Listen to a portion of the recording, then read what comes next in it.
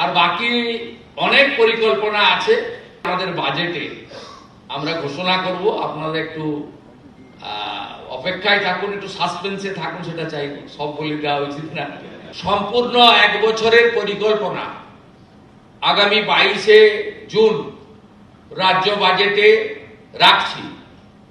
আর সংকল্পপত্র আর যা যা আমরা বলে গেছিলাম আমরা পর্যায়ক্রমে সেটা করব। আমাদের কর্মচারীদের পে কমিশন 7 কমিটি গঠন করা হয়েছে।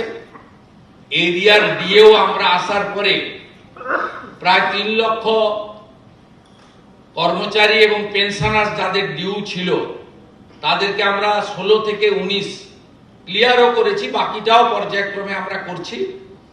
এবং ডিএ সহ অন্যান্য বিষয় 22শে জুন বাজেটে আমাদের থাকবে। আমরা এটাও আপনাদের মাধ্যমে এবারে কর্মচারী শিক্ষকদের বড় অংশ তারা কিন্তু স্বচ্ছ নির্বাচনের ক্ষেত্রে গণতন্ত্র রক্ষা করার ক্ষেত্রে এগিয়ে এসেছেন।